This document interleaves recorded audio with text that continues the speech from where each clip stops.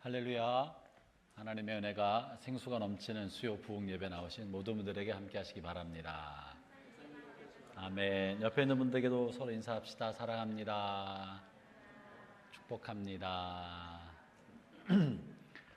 수요 부흥 예배 은혜가 넘치고 또 생명수가 넘치고 기도응답이 넘치고 하나님의 임재가 가득한 그런 예배가 되길 바랍니다. 하나님은 자기를 가까이 하는 사람을 가까이 하신다라고 하셨습니다. 우리가 주 앞에 가까이 나가고 주님을 찾으면 주님 우리와 가까이 하시고 우리의 기도를 들으시고 그리고 또 우리에게 은혜를 베풀어 주실 것입니다. 하나님이 공평하시지만 혹시 소리가 좀 울리진 않나요? 방송기 소리가 좀 울린답니다. 하나님이 공평하시지만 어떤 면에서 하나님은 편애하시는 분이시기도 합니다. 내가 야곱은 사랑하고 에서는 미워하였다. 이런 말씀을 보면 하나님은 공평하시지만 하나님은 특별히 누군가를 더 사랑하는 사람이 있는 것이 틀림없습니다. 하나님은 수많은 사람 중에서 아브라함을 선택하셨고 하나님은 이새의 여러 아들 중에서 다윗을 선택하시고 다윗의 수많은 아들 중에서 하나님께서는 솔로몬을 선택하셨습니다. 이걸 볼 때 하나님은 편애하는 분이 틀림없습니다. 편애한다는 말은 누군가를 미워한다기보다도 특별히 하나님이 좋아하는 사람이 있다는 거겠죠. 하나님 어떤 사람을 더 좋아하신다고요? 제가 좀 전에 말씀드렸죠. 어떤 사람을? 하나님을 가까이 하는 사람을 주께서도 가까이 하신다. 그것이 틀림없는 거예요. 하나님을 전심으로 찾는 사람을 주께서 도우시는 것입니다. 그래서 우리가 늘 예배를 사모하고 예배 자리에 나오고 주님을 찾고 찾을 때 하나님의 더 큰 은총과 은혜를 입는 것이 틀림없습니다. 이 밤에도 성전에 나와 하나님을 찾는 여러분들에게 하나님의 크신 은혜가 함께하기를 바랍니다. 오늘 제 복장이 좀 지나치게 캐주얼합니다만 용서해 주시기 바랍니다. 오늘 복장이 좀 여러모로 캐주얼한 거는 제가 의도했던 거는 아닙니다. 편하게 교회 와서 설교 준비하다가 집에 가서 옷을 갈아입고 밥을 먹고 올 마음으로 했지만 집에 갔다 올 시간이 없었고 밥을 먹을 시간이 없어서 그냥 이렇게 아침에 와서 하루 종일 설교 준비하고 허겁지겁 설교 준비와 강의 준비를 마치고 올라와서 옷도 갈아입지 못했기 때문에 그랬다는 거 양해해 주시 바라고. 양말을 안 신은 거 아니에요. 내가 좀 민망하기도 해서 먼저 자수했습니다. 네. 본래 그런 건 아니라는 거. 우리가 이 수요 부흥 예배 주기도문 강해의 목적은 기도의 능력을 체험하는 것입니다. 그리고 기도가 깊어지게 하는 것이고 수치적으로 저는 여러분들이 도달할 만한 목표를 설정하고 이 강해를 시작했습니다. 그것은 어떤 성도든지 주기도문 강해 10번을 들으면 지금 우리가 벌써 7번째거든요. 들으면 적어도 앉은 자리에서 30분은 기도할 수 있는 사람이 되게 하겠다 하는 게 제 목표로 하고 있습니다. 30분 정도 이상은 기도해야 기도가 나오기 시작합니다. 5분, 10분에서는 그냥 문장만 만들다가 가는 거고 1시간 정도 기도하면 기도가 깨어져서 기도줄이 잡히기 시작합니다. 그런데 30분의 벽을 넘지 못하는 사람들이 많기 때문에 적어도 30분의 벽은 넘나들어야 되겠다. 누구나 다. 그래서 이 주기도문으로 기도하면 적어도 30분의 벽은 쉽게 넘나들 수 있고 30분 기도의 벽을 넘나들다 보면 1시간이 되고 이것이 2시간이 되어갈 수 있습니다. 그래서 먼저 우리가 여러분이 주기도문 순서를 기억하고 주기도문은 암송하는 것이 아니라 너희는 이렇게 기도해라. 주기도문에 나와 있는 9가지 기도의 내용, 주기도문에는 9가지 기도의 내용이 나와 있습니다. 이 9가지 기도의 내용은 기도의 패턴, 기도의 내용, 9가지 중요한 내용을 말하고 있는 것이고 9가지 중요한 내용을 순서대로 하나씩 기도해 나가다 보면 우리가 기도가 깊어지고 세지고 시간을 갖게 만들어 주는 거예요. 그래서 먼저 한번 그래서 여러분이 기도가 잘 되기를 바라는데 종종 어떤 분들이 목사님 기도하고 싶은데 기도가 잘 안 돼요 하는 분들이 적지 않게 계시고 우리 교회가 더 기도하는 교회가 되면 좋겠다 싶어서 주기도문 강해를 택했습니다. 여러분, 기도는요, 우리 집회와 강의를 통해 배우는 것만은 아닙니다. 책으로 기도를 배우는 것만은 아닙니다. 여러분, 노래를 잘하려면 노래 관련된 책을 많이 보고 발성법을 많이 보면 노래가 잘해집니까? 노래를 불러야 잘해집니까? 불러야 잘해지는 거예요. 기도를 잘하려면 기도에 관한 책을 100권 읽어도 기도하지 않으면 아무 소용이 없습니다. 기도가 잘하려면 어떻게 해야 될까요? 기도하면 됩니다. 기도하면 되는데 무작정 기도하면 향방 없이 튀기 때문에 기도의 방법, 기도의 내용을 이 주기도문 강해를 통해서 충실히 익혀나가면 기도가 깊어지고 길어지고 기도의 능력을 경험하게 될 거라고 믿습니다. 우리가 지금까지 6번 강의, 오늘 7번째인데요. 6번 하면서 5가지 종류의 기도에 대해서 다루었습니다. 제일 먼저 우리 주기도문 제일 앞에 첫 번째 내용이 뭐죠? 이거 봐야 되는 거 아니잖아요, 그죠? 우리 성경 보거나 열어보잖아요, 되죠? 제일 먼저 기도할 때 하나님을 부릅니다. 하늘에 계신 우리 아버지, 하늘에 계신 우리 아버지하고 하나님을 부름으로부터 시작합니다. 부를 때 이 부름은 하나님의 임재에 관한 요청이고 초청입니다. 하나님 아버지라고 부를 때 하나님의 임재가 임하도록, 하나님이 오시든지 내가 주님의 보좌 안에 들어가든지 나를 바라보고 계신 주님의 눈빛을 나도 바라보도록 주님께 초점을 맞추고 주님의 임재에 나가도록 마음을 모으는 시간이 주님의 이름을 부르는 시간이에요. 하늘에 계신 우리 아버지. 그래서 제가 하늘에 계신 우리 아버지 이름을 부를 때 아버지만 부를 뿐 아니라 오랫동안 영성가들이, 수도사들이 기도해왔던 중요한 기도의 한 훈련 방법을 말씀드렸습니다. 그 중에 하나는 예수의 기도에 관련되어서 말씀드렸습니다. 하늘에 계신 우리 아버지라고 부를 때, 혹은 아버지를 불러도 좋고 주님이라고 불러도 좋지만, 그래서 주님의 임재 가운데 들어가게 하면 좋겠는데, 기도 생활을 오래 하지 않은 분은 주님의 임재 가운데 들어가는 게 막연하고 막막하고, 주님을 묵상하려고 그러면 뭘 묵상해야 되겠는지, 십자가 달려서 피 흘린 예수님만 생각해야 되는 건지, 하늘 보좌에 뭘 상상해야 되는지 막연한 사람들이 적지 않게 많기 때문에 제가 여러분에게 방법으로 말씀드린 게 예수의 기도고, 예수의 기도는 하나님의 아들이신 예수 그리스도시여 죄인된 나를 불쌍히 여기소서, 하나님의 아들이신 예수 그리스도시여 죄인된 나를 불쌍히 여기소서. 짧게 해서 예수 그리스도시여 나를 불쌍히 여기소서. 이렇게 주님을 부르면서 나 자신을 한없이 낮추고 주님을 초청하는 기도를 먼저 드려도 좋습니다. 중요한 건 첫 번째, 주님의 임재를 요청하는 그 기도를 드리고 마음을 모으는 거예요. 그럴 때 예수의 기도는 도움이 된다고 말씀드렸습니다. 그죠? 그래서 이 시간 한번 잠깐 다시 한번 한 2-3분간 주님의 임재 가운데 들어가도록 여러분이 주의 이름을 부르는 시간을 갖도록 하겠습니다.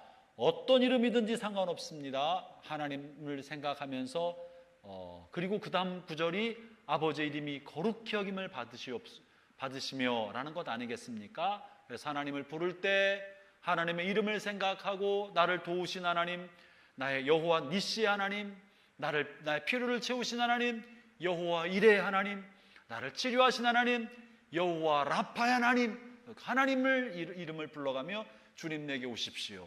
지금 한 2-3분간 주의 이름을 부르면서 주의 임재를 요청하는 기도를 각자 한번 드리겠습니다.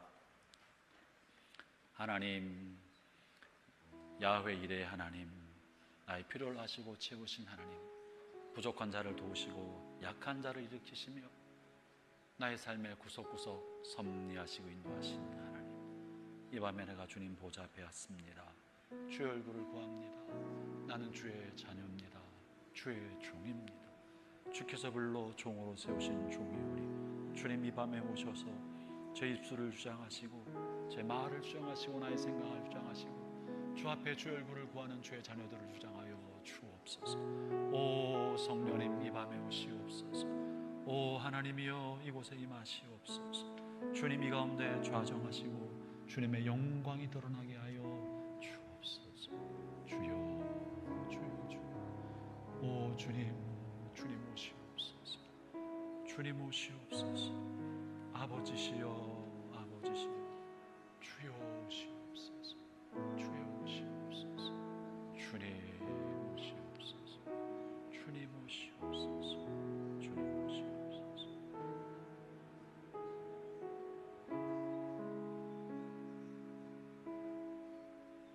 오 주님, 이 밤에 오셔서 하나님 영광 받아 주옵소서. 오 주님, 이 밤에 임하셔서 하나님의 나라가 이 땅에 이루어지게 하여 주옵소서. 오 주님, 이 밤에 오셔서 하나님의 뜻이 하늘에서 이루어진 것처럼 주님을 찾는 주의 자녀들의 삶 속에서, 영혼 속에서, 가정에서, 일터에서 하나님의 뜻이 성취되게 하여 주옵소서.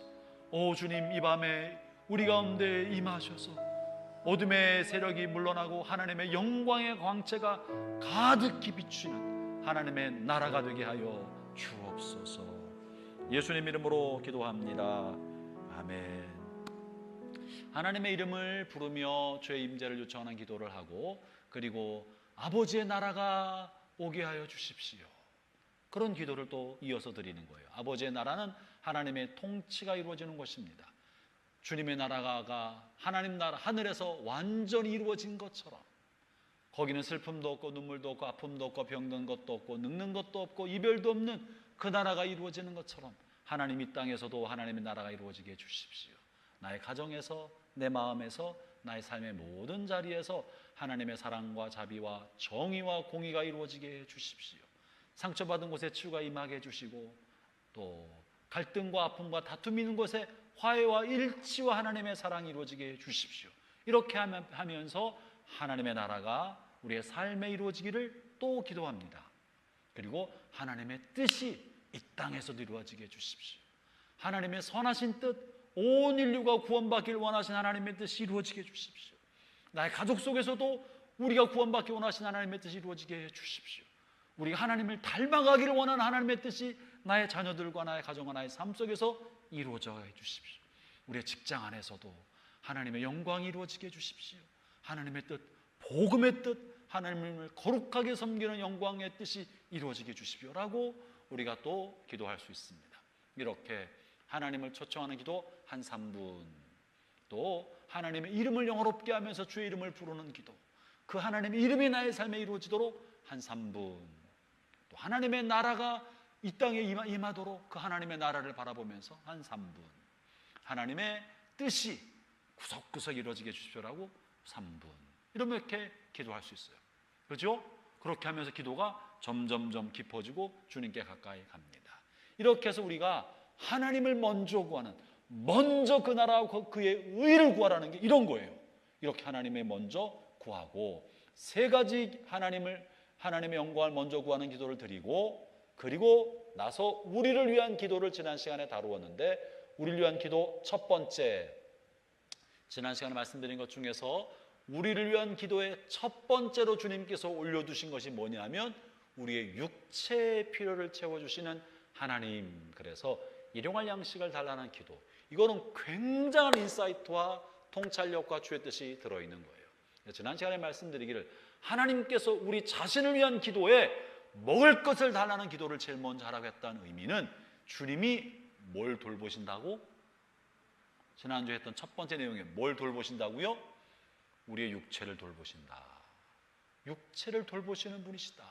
주님께는 우리의 영만 중요한 게 아니다. 영은 중요하고 육체는 아무것도 아니라고 생각하는 것은 완전히 잘못됐다. 영적인 것만 중요하고 육적인 것은 악하다고 생각하는 건 아주 잘못됐다는 거예요. 하나님은 우리 육체의 필요를 돌보시기 때문에 제일 일성으로 오늘 우리에게 필요할 먹을 것을 주세요. 굶주리지 않게 해주세요. 오늘 쓸 것을 공급해 주세요. 오늘 차비를 주세요. 기름값을 주세요. 데이트 비용을 주세요. 애들한테 줄 용돈을 주세요. 연봉을 올려주세요. 우리의 삶의 필요를 하나님 앞에 아뢰 수 있는 것입니다. 하나님 우리의 필요를 돌보시는 분이라는 사실을 우리가 일용할 양식을 통하여 알 수 있었고요. 일용할 양식에 또 갖고 있는 중요한 의미 중에 하나는, 일용할 양식은 장기적인 보장을 원하는 것이다, 아니면 당장 지금 쓸 것에 족하라는 것이다. 당장. 그게 그리스도인의 경제생활의 핵심이라고 하였습니다. 하나님은 우리가 오늘 필요할 딱 그만큼만 주시는 분이시지, 창고를 가득히 채우셔서 미래에 관한 염려와 근심이 없게 하려는 것이 목적이 아니다. 오히려 미래를 불확실함과 부족함 속에 둠으로, 불확실함과 부족함 속에 둠으로 그 불확실성과 부족함을 무엇으로 채우게? 믿음으로 채우게, 하나님을 향한 신뢰로 채우게 하려는 것이 하나님의 뜻이지. 그 하나님이 채워야 할 그 자리를 안정된 은행 잔고와 넘치는 돈과 남는 재산으로 채우기를 원하시는 것이 아니라는 거예요. 그래서 우리의 삶에 어느 정도 아슬아슬한 벼랑 끝을 타는 마음으로 살아가는 것이 우리를 더욱더 경건하게 만들고 하나님을 위한 절대 의존의 감정을 가지고 살아가게 만들어 줍니다. 그래서 풍족하고 넘치는 것 별로 우리의 속 사람에게 크게 유익하지는 않습니다.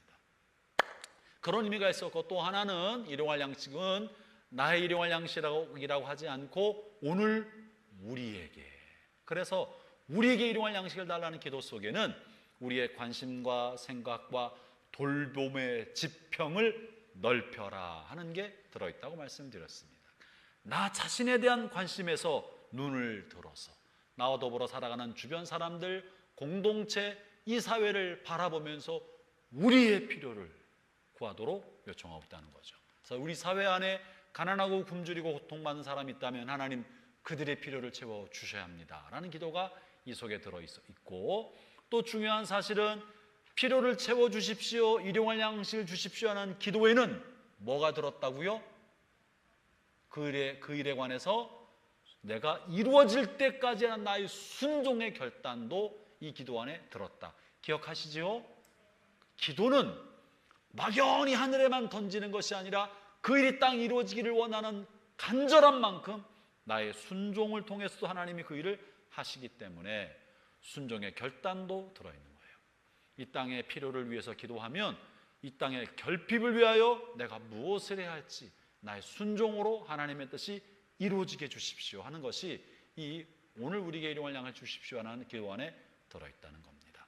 그래서 우리가 공동체를 서로 돌보게 하는 것, 그것이 우리의 간구의 첫 번째였습니다. 오늘 이제 두 번째인데요, 이 두 번째는 우리를 위한 간구의 첫 번째는 육체를 위한 것이라면 우리를 위한 간구의 두 번째는 우리의 영혼을 위한 기도입니다. 그것은 굉장히 특별합니다. 육체에게 가장 필요한 것은 먹을 거잖아요, 그죠? 먹을 게 보장되지 않으면 굶주려 죽는 거고요, 못 먹으면 뭐 어쩔 수 없어요. 못 먹으면 다 죽는 거예요. 기도 많이 한 사람은 안 죽고 세상 사람만 죽는 거 아니고요, 또 목사는 안 죽고 평신도만 죽는 거 그것도 아니에요. 다 죽어요. 그 사람이 신앙이 많던 적던 다 죽는 거예요. 육체의 절실한 건 먹을 건데 우리 영혼의 절실한 필요, 가장 중요한 본질적이고 본능적인 필요는 무엇인고 하니 죄를 용서함 받는 것입니다. 죄 용서함 받는 것이 우리 영혼이 필요한 가장 중요한 것입니다. 여러분, 모든 사람은 태어나면서부터 이 땅을 살아가는 동안에 누가 가르쳐줘서가 아니라 우리 안에 죄성을 가지고 살아갑니다. 죄성이 있기 때문에 죄성과 하나님의 본성의 일부분인 양심, 하나님의 형상의 파편인 본성 안에 감추인 신성의 일부 양심인데, 죄성과 양심이 우리 안에 다 있기 때문에 이것이 안에서 상호 충돌을 일으킵니다. 그래서 어린아이도요, 자신의 잘못에 대해서 자각할 수 있을까요? 아이들은 죄를 지어도 아무렇지도 않게 해맑게 아무 죄의식이 없을까요? 우리 애기 엄마, 형제자매 어떤 것 같아요? 자각하지요. 도덕과 윤리 교육을 통해서 아이들이 양심이 일깨워지는 게 아니고요, 교육 이전에 선언적으로 양심이 있기 때문에 죄성과 양심의 충돌을 어린 시절부터 갖고 살아갑니다.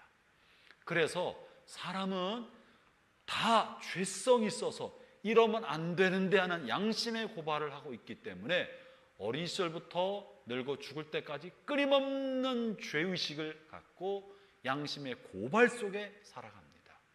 그래서 우리가 본성적으로 열등감을 가지고 있어요. 모든 사람은 곰곰이 묵상하고 생각해 보면 열등감이 있어요. 왜냐하면 양심에 따라 살지 못하고 있기 때문에, 양심의 고발을 받고 있기 때문에 열등감 속에 살아가고 부끄러움 속에 살아가고 수치와 부끄러움 속에 살아갑니다. 부끄러움 속에. 그리고 내가 원하는 나의 모습, 높은 수준에 도달하지 못하는 자기 자신을 바라보면서 자존감이 낮을 수 있습니다. 이 모든 것은 우리 안에 있는 죄성과 죄가 몸에 열매로 생겨나는 것과 겉으로는 생기지 않지만 마음으로 생각하는 죄에 대한 자각, 양심의 자각 때문에 생깁니다. 사실 이 모든 것은 우리로 하여금 하나님을 찾게 하려는 것인데, 여러분 이것 때문에 우리는 죄 용서가 태어날 때부터 필요한 사람이에요. 그래서 이것이 있다는 걸 알아서 영국에서 지금부터 한 10여 년 전에 2000년대 이후에 2000년대 어간이었었죠. 이 무신론자들이 찰스 도킨스 맞죠? 리처드 도킨스죠. 만들어낸 신이라는 책을 쓴 리처드 도킨스가, 그 사람이 고문이 돼서 일군의 단체들이 만들어서 기독교 박멸 운동을 했습니다. 기독교를 몰아낼 운동을 했습니다. 그래서 그 사람들이 캠페인을 벌였는데요, 세상에는 하나님이 없다, 마음대로 즐기고 살아라, 이런 표어를 붙여서 캠페인을 했습니다. 사진 한번 보여주시겠습니다. There is probably no God. 아마도 하나님은 안 계실 거야. Now stop worrying. 걱정하지 말고 and enjoy your life. 세상을 즐겨라. 저렇게 버스에다 써붙여놓고 런던 시내를 다 돌아다니게 만들었습니다. 캠페인을 벌였습니다. 사람들은 생각할 때, 이 무신론자들은 생각할 때 우리의 삶을 죄책감과 죄의식, 이 양심의 죄의식이 기독교로부터 왔다고 생각을 하고, 이 양심과 죄의식을 없애면 인간이 자유로울 것이다. 자유로울 거다. 우리가 너무나 불편한 양심과 죄책감을 갖지 말고 살자, 이런 생각을 한 거예요. 여러분, 죄책감이 없어지고 죄의식이 사라지면 자유로울까요? 굶주림이 있다는 것은 먹을 것이 어딘가 있다는 뜻입니다. 우리 영혼이, 마음이, 몸이 굶주리다는 것은 굶주림을 채워줄 무언가 있다는 거예요. 일용할 양식이 있는 거예요. 목마름을 느끼고 있다는 것은 이 목마름을 채워줄 물이 어딘가 있기 때문에 우리 몸은 그것을 찾는 거예요. 우리 안에 거룩함을 사모하고 죄에 대해 아파하는 마음과 죄책감이 있다는 것은 죄를 용서받을 수 있는 누군가가 있다는 거예요. 죄책감을 없애버리면 자유로워지는 것이 아니라 오히려 우리 영혼이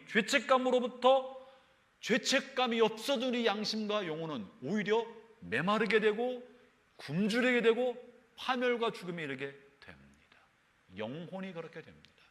그래서 죄책감을 일으키는 양심의 닭소리가 시끄러워서 닭의 목을 비틀면 영혼이 죽는 거예요. 많은 무신론자들이 유럽으로부터 일어나서 이런 일을 해왔습니다. 오늘날 포스트 모던 사회가 사실은 나를 귀찮게 만드는 죄책감과 죄의식을 없애려고 하고, 신이 없다고 생각하는 것 속에 내 인생은 나의 것이고 나의 판단은 내가 하고 내 인생의 주체는 나다, 도덕성과 윤리와 기존의 전통적인 규범을 거부하고 신을 거부하면서 각자 자기가 좋은 대로 타인에게 피해만 주지 않으면 도덕적 판단의 기준은 자기에게 있다고 생각하고 살아갑니다. 이것이 우리를 건강하게 만들지 않고 파멸의 길로 가게 만드는 것이고, 동성애는 이것으로부터 나온 거예요. 지금까지 가축규범은 사람들이 만들어 놓은 거고 기독교가 만들어 놓은 거기 때문에 중요하지 않다. 우리 자신이 규범이 될 수 있기 때문에 나는 나의 성적 정체성을 여성으로 하겠다, 남성으로 하겠다, 아니 어저께는 여성이었지만 오늘은 남성을 선택하겠다, 내 성은 내가 선택하고 나의 삶은 내가 선택한다. 남에게 피해를 주지 않으면 허리 아래의 문제는 내 맘대로다라고 생각하고 살아가는 겁니다. 죄의식을 지워버린 사람들에게서 가장 먼저 나타난 것은 음란한 삶입니다. 음란하고 타락한 삶인 것이죠. 그래서 우리가 예수님이 먼저 우리에게 우리의 죄를 용서해 주십시오라고 기도한 것은 영혼이 다시 살아나서 영이 살아나게 하기 위하여 사죄의 기도를 드리도록 한 것입니다. 죄를 용서받으려면 네 단계의 기본 단계를 거치게 되는데요.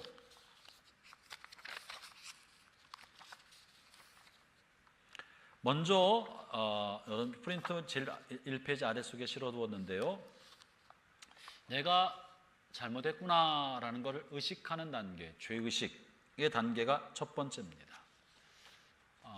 형제자매 여러분, 저는 여러분들이 죄를 의식하고 죄에 대한 자책, 의식하는 데 있어서 누구보다 민감하기를 바랍니다. 한국교회의 큰 어른이셨던 방지일 목사님 돌아가셨죠? 우리나라 최초의 선교사로 중국 선교사 다녀오셨던 어르신이십니다. 그분이 한 번은 이렇게 말씀하신 바가 있었어요. 기도는 뭔가? 기도는 현미경으로 자신의 내면을 살피는 것이다. 현미경으로 내 안에는 죄와 죄의 흔적을 낱낱이 털끝만한 죄의 흔적이 있는가를 면밀히 살피는 게 기도다. 이렇게 기도를 정의한 적이 있었습니다. 어떤 사람이 경건한 사람입니까? 죄의식에 민감한 사람.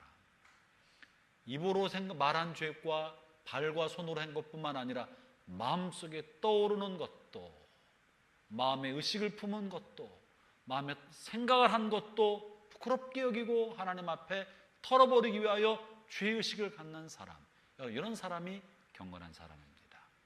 죄의식을 무디게 만드는 사람, 이게 양심에 화인 맞은 사람인 반면에 죄에 민감한 사람이 경건한 사람입니다. 그래서 저는 우리 모두가 여러분 안에서 일어나고 있는 죄의식에 관해 의식이, 민감함이 살아나기를 바랍니다.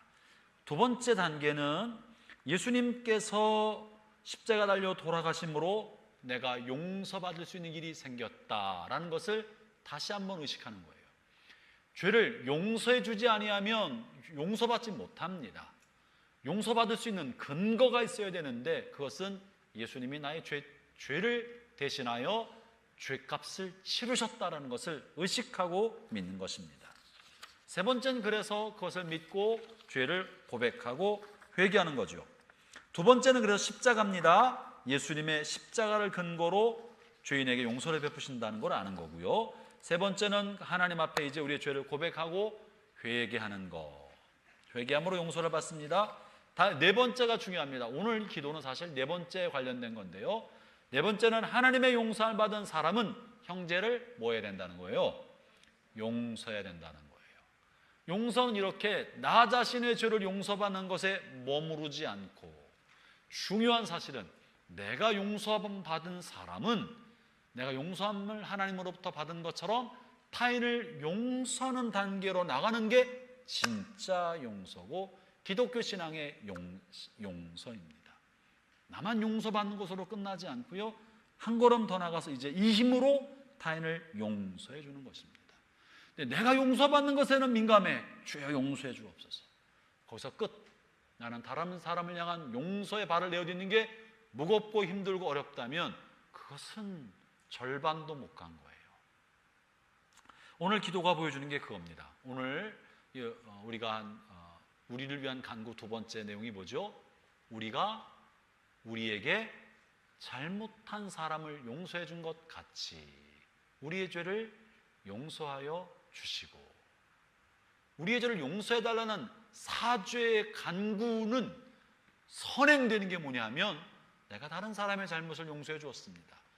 주님께서 나를 위해 십자가에서 피 흘려 주셨고 나의 근본적인 죄를 다 용서해 준 그 힘으로 나도 타인의 죄를 용서해 주었습니다. 그러니 내가 오늘 했던 나의 소소한 수많은 죄들을 하나님 다시 한번 용서해 주십시오. 이렇게 타인을 향해서 용서를 해줄 때 우리가 하나님으로부터 용서를 구할 수 있습니다. 자, 죄가 뭔가 오늘 본문에는요, 주기도문에 사용된 죄는 보통 일반적으로 죄라고 말하면 하마르티아, 헬라어로 하마르티아인데 이거는 관역을 벗어나다, 하나님 원하는 뜻과 다른 길을 가고 다른 삶을 살고 다른 행동을 하는 것, 이것이 죄의 일반 정의입니다. 그런데 주기도문에 나타나 있는 죄는 이 하마르티아라고 쓰지 않고 읍헤일레마라는 단어를 사용했습니다. 이 읍헤일레라는 단어는 빚진 자, 의무를 진 자, 보상해줘야 할 사람, 이런 의미를 담고 있습니다. 그러니까 이 의미는 잘못이라는 개념보다도 무언가 해야 할 의무가 있는 사람, 이런 의미가 많이 들어있는 거예요. 빚진 자, 의무를 진 자, 남에게 보상해줘야 할 사람, 배상해줘야 될 사람, 이런 의미를 가지고 있습니다. 그래서 성경에서 우리가 우리에게 잘못한 사람을 용서해 준 것 같이 죄 지은 사람을 빚진 자를 용서해 준 것, 탕감해 준 것처럼 나에게 빚진 사람을 나에게 뭔가 해야 할 그 사람을 괜찮다고 용서해 준 것처럼 나의 의무감을, 나의 잘못을 내가 갚아야 할 것을 탕감해 주십시오 하는 내용이 주기도문에 들어있는 겁니다. 세 가지 차원의 죄, 첫 번째는요, 오늘 할 게 좀 많아서 빨리 갈게요. 우리 자신에 대해서, 우리의 죄는 자기 자신에 대한 죄가 먼저 있습니다. 여러분, 우리 인생은 우리 것이 아니고 하나님께서 우리에게 잠시 맡기신 것이기 때문에 우리는 우리 자신을 잘 돌봐야 될 책임과 책무가 있습니다. 그래서 우리가 경건하게 살면서 하나님의 뜻이 우리의 삶 속에 이루어지도록 해야 합니다. 내가 경건하게 살지 않고 방탕하게 살아서 내 몸과 영혼이 망가지게 만들었다면 우리가 나 자신에게 범죄한 것입니다. 또 우리의 기질과 말과 나의 열심을 잘 통제하지 못해서 함부로 해서 죄에 빠지는 것, 우리가 나 자신에게 범죄한 것입니다. 또한 아울러 나의 영혼을, 나의 지성을, 나의 육체를 잘 돌보지 않아서 마치 정원을 손대지 않고 놔뒀더니 잡초가 무성해서 정원이 망가진 것처럼 우리의 육체와 정신과 영혼이 돌보지 않고 게으름과 나태로 망가져가고 있다면 나 자신에게 범죄한 겁니다. 형제자매 여러분, 여러분은 여러분의 것이 아니라는 걸 믿으십니까? 대답해, 저 좀 보세요. 대답하기 싫으신 것 같아. 내 인생은 나의 것이고 내 몸은 내 거니까 뭐라고 하지 마세요 라고 생각하면 안 됩니다. 우리는 우리 것이 아니라 누구 겁니까? 자신의 피값으로 사신 예수님의 것입니다. 그러므로 나는 예수님의 것인 나를 잘 돌봐야 할 책임이 있는 사람입니다. 여러분을 잘 돌봐주세요. 여러분 자신에게 한번 약속해 주세요. 잘 돌볼게. 잘 돌봐주시기 바랍니다. 두 번째, 우리의 이웃에 대하여 우리가 잘못할 수 있고 이웃에 대한 죄를 가질 수 있습니다. 이웃에 대해서 사랑하고 섬기고 돌보고 베풀어야 하는데 우리가 그러지 못하고 친절하지 못하고 나쁜 마음을 품고 시기와 증오, 미움, 앙심 품고 살아간다면 범죄한 것이 틀림없습니다. 흘기는 눈빛으로 쳐다보는 것, 용서치 않는 마음을 오랫동안 품고 사는 것, 친절하지 않은 말씨와 태도로 대하는 것, 이것은 이웃에게 범죄한 것입니다. 아울러 하나님께 대하여 범죄할 수 있습니다. 하나님의 말씀을 어긋나게 살고 불순종하는 것, 예배할 곳에서 예배하지 않는 것, 우리가 하나님 앞에 범죄한 것입니다. 이렇게 나 자신에 대해서 타인에 관하여 하나님 앞에 세 가지 차원의 우리가 죄를 질 수 있고요. 이것에 대해서 하나님 앞에 회개하는 겁니다. 그러면 우리가 어떻게 오늘은 우리의 죄를 용서해 주십시오, 용서를 구하는 기도에 대해서 좀 다뤄보려고 하고요. 더 나아가서 다른 사람을 용서하는 것, 내가 다른 사람을 용서해 준 것처럼 저의 죄를 용서해 주십시오 라고 우리 기도하고 있는데요. 하나님 앞에 사죄의 은혜를 구하는 전제가 타인의 죄를 용서해 주는 것이라는 사실은 대단히 중요합니다.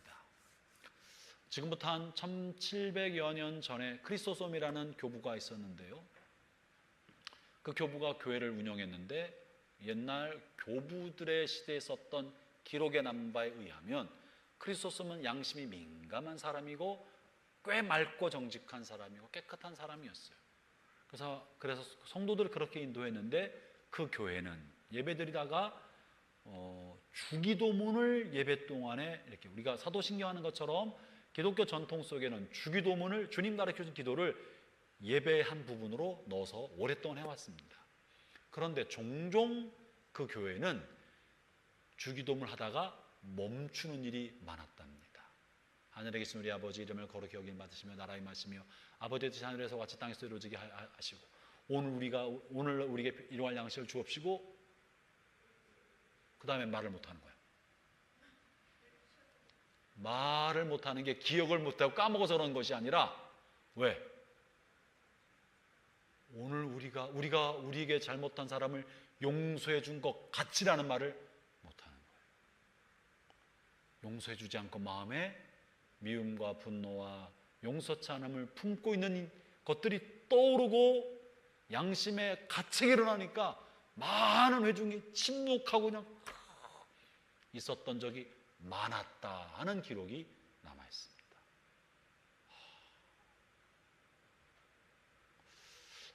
여러분, 오래전에 우리 믿음의 선배들은 깨끗한 양심과 하나님 앞에 부끄럽지 않은 양심을 가지려고 하나님 앞에 기도하면서 거짓말을 못하게 했기 때문에 내가 나에게 잘못한 사람을 용서해 준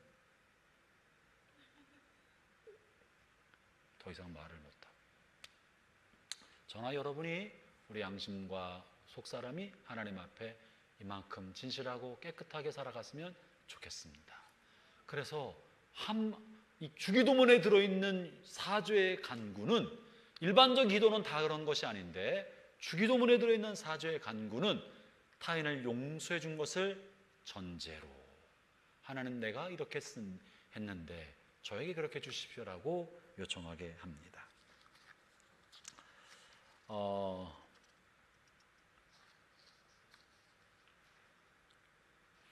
이렇게 하려면 먼저는 우리가 우리 죄에 대한 죄의식이 먼저 민감하게 살아있어야 가능합니다. 오늘날 우리는 죄의식이 무뎌진 사회 속에 살아가고 있고 죄의식이 생길 때 다시 말하면 죄책감에 불편한 감정을 갖는 것을 별로 선호하지 않습니다. 그리고 우리의 자녀들을 교육할 때도 자녀들의 마음에 죄책감을 심어주면 이 아이들이 억압된다고 생각을 해서 방종하고 잘못을 해도 지적하거나 훈육하지 않고 방종하고 있으면서 이것이 아이들을 자유롭게 만들고 억압시키지 않는 거라고 착각을 합니다. 그래서 어린아이들이 성장하는 동안에 선과 악을 분별하지 못하고 죄와 아닌 것을 분별하지 못하고 안에 양심이 자극이 있음에도 불구하고 괜찮은 것처럼 생각하는 경향이 적지 않게 있습니다. 오늘날 사회가 죄에 대하여 스스로 관대하게 만드는 사회 속에 살아가면서 우리 안에 죄의식과 죄책감이 매우 무뎌지고 있고 타인에 관한 마음이나 공중 도덕과 질서나 하나님을 향한 이런 민감한 감정보다는 자기 자신의 유익과 권리와 하고 싶은 것에 훨씬 더 민감하게 교육시키고 훈련시키고 있기 때문에 우리가 죄의식이 점점점 흐려진 사회에 산다고 볼 수 있습니다. 형제자매 여러분, 그래서 제가 선행에서 말씀드린 것처럼 우리가 죄에 대해 예민한 양심, 민감한 양심을 가져야 우리 하나님 앞에 거룩한 삶을 살 수 있고 우리 자녀들과 타인을 향해서도 그럴 수 있습니다. 그래서 먼저 용서를 구하는 기도하려면 우리의 죄의식이 깨어나야 합니다. 두 번째, 아울러 그리고 나서는 용서를 구할 줄 알아야 합니다. 자신에 대해서, 이웃에 대해서, 하나님에 대해서 지은 죄는 빚입니다. 빚이란 당연히 갚아야 할 것입니다. 갚지 않으면 언제까지나 그대로 남아 있습니다. 빚을 갚지 않고서는 해결되는 방법이 없습니다. 갚아야 됩니다. 잘못은 반드시 잘못을 용서를 빌고 용서함을 받는 이런 행위가 필요한 것입니다. 잘못을 했는데 선한 행위나 공로로 해결되지 않고 시간이 지난다고 사라지지 않습니다. 갚는다는 것은 용서를 구하는 겁니다. 어떻게 용서를 구해야 될까? 잠시 후에 한번 좀 나누려고 하고요. 그것을 위해서 먼저 선행될 것이 마태복음 5장 23절 24절에 있는 건데요. 이것은 용서에 대해서 알려주는 굉장히 중요한 내용이고 주기도문의 기도를 보완해서 설명해 주신 주님의 가르침입니다. 주기도문은 마태복음 6장에 나와 있는데 용서에 대한 이 가르침은 5장에 나와 있습니다. 한번 같이 읽어보겠습니다. 23절 24절 시작.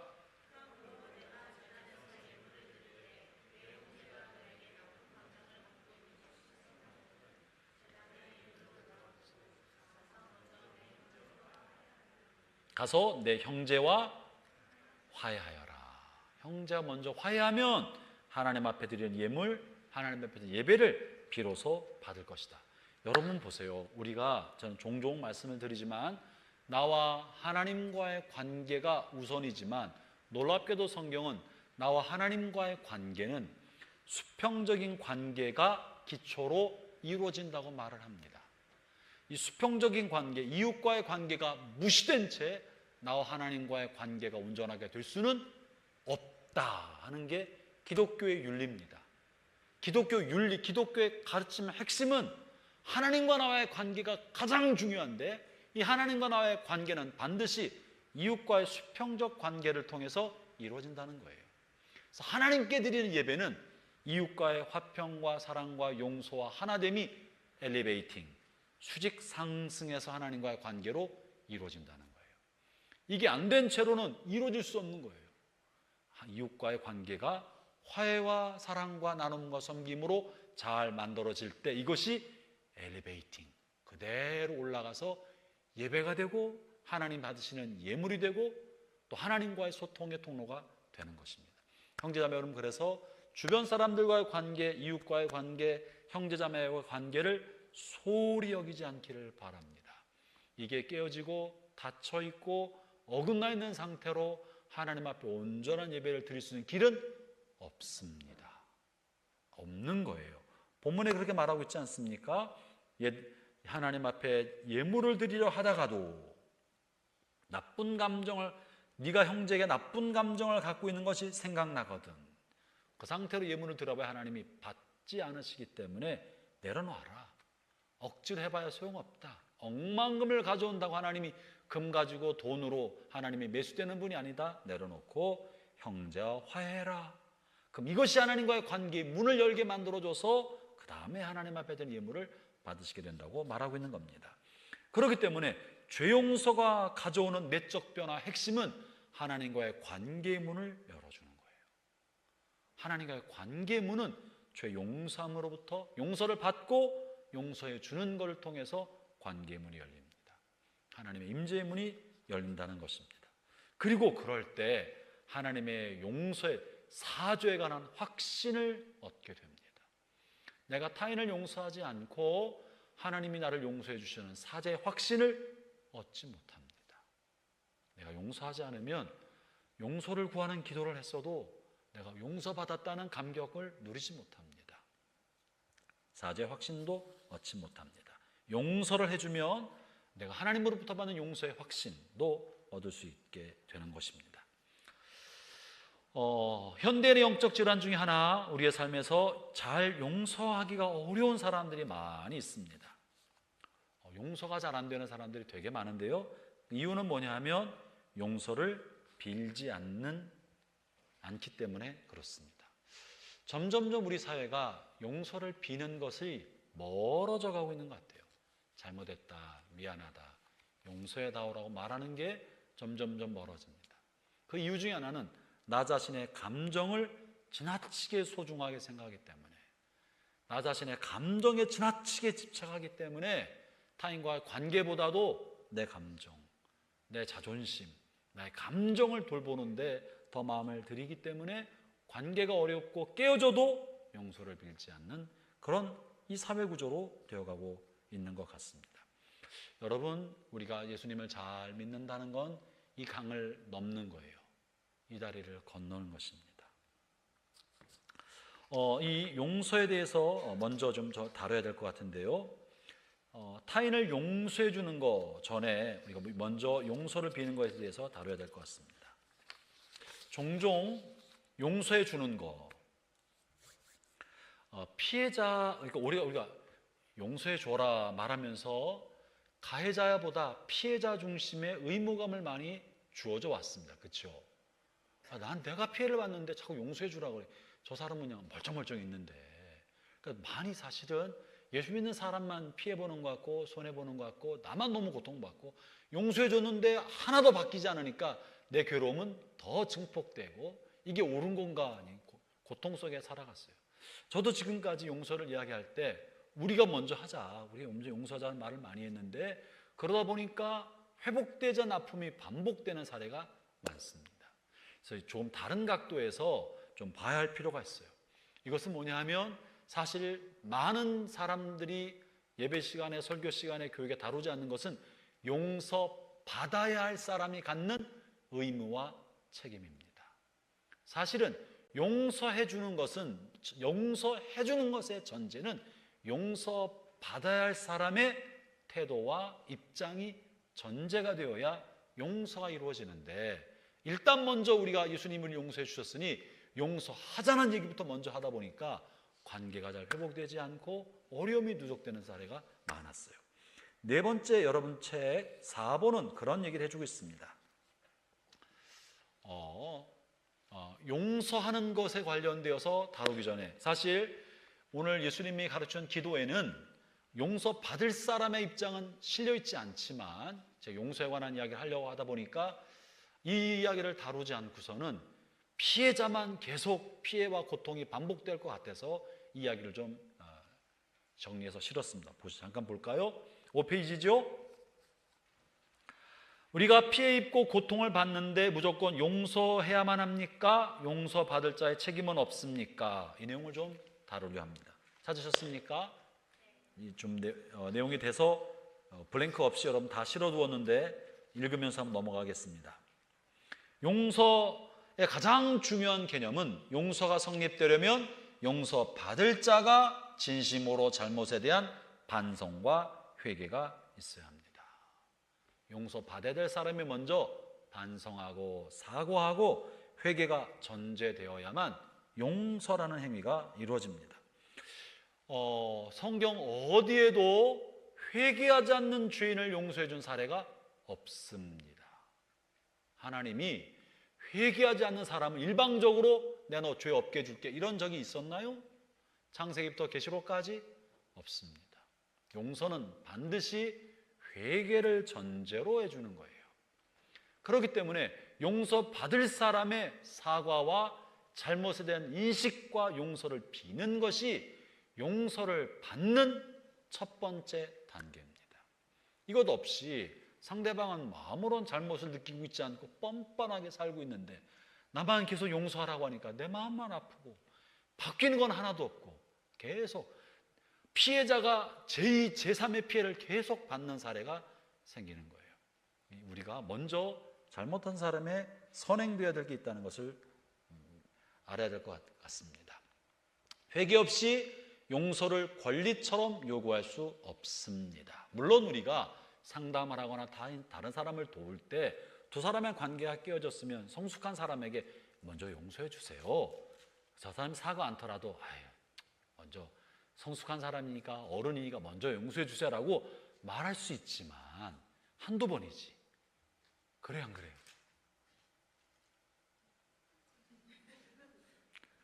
우리 굉장히 훌륭한 분들이 많으시구나. 한두 번이지. 반복돼서 하면 이게 내 마음만 아프고 관계는 하나도 해결되지 않아요. 똑같은 행동을 반복한다면 상담은 할 수 있지만 온전한 관계 회복을 위해서 볼 때는 용서받아야 될 사람의 사과와 회개가 선행되어야 한다는 것입니다. 회개 없이 용서를 권리처럼 요구할 수 없습니다. 모든 인간관계는 사과 애플이 아닙니다. 잘못을 비는 거예요. 사과를 필요로 합니다. 건강한 인간관계는 기꺼이 사과할 줄 아는데 기초합니다. 옆에 사람에 한번 인사해 봅시다. 미안합니다. 연습하는 거예요. 잘못해서 그런 게 아니고요. 미안합니다. 제가 잘못했습니다. 우리가 사과를 습관적으로 하는 거. 그래야 용서가 이루어지지. 아니 잘못도 빈지도 않았는데 혼자 용서해 주면 되겠냐고요. 하나님에 관한 회개가 진실한 것이었다면 필연적으로 이웃에게 사과로 나타나야 합니다. 그 사람의 회개가 진실하다면 그 사람이 피해를 입히고 마음을 아프게 한 사람에게 반드시 사과해야 합니다. 이것이 이루어지지 않았기 때문에 큰 고통을 겪었던 것이 영화로 됐어요. 이게 뭐예요? 우리가 잘 알고 있는 밀양이라고요. 이 아들을 납치해서 유괴해서 아들을 살해한 이 학원 원장이 감옥회에서 하나님 앞에 회개하고 나 하나님의 자녀가 됐습니다. 난 마음에 평안 얻었으니까 아들 죽은 당신 전도연 씨 당신도 마음에 평안 얻으세요. 이렇게 전도회 맞죠? 말하면 되냐고. 그러니까 이 전도회는 너무 화가 나서 아들 죽은 나도 용서하지 않았는데 왜 하나님 저 사람 먼저 용서해 주셨습니까? 하나님의 또 화가 나니까 신앙도 버리잖아요. 여러분 사과가 필요한 겁니다.